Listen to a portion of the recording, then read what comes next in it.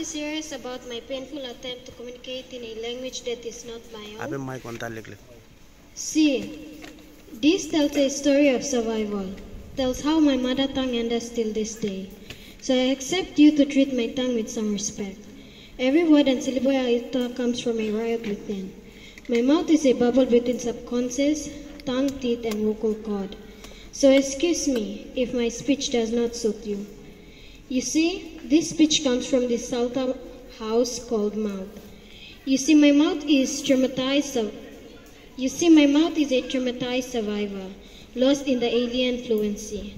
See, this accent is how I found my way home, how I say words without biting my tongue. See, my tongue is forever at war with itself, forever fighting to decolonize itself, fighting to lose and regain itself all at the same time. So cut me some slack. I will not be ashamed nor refrain from saying my name and no. I will not apologize for my legacy, for there is no dignity in denying my identity.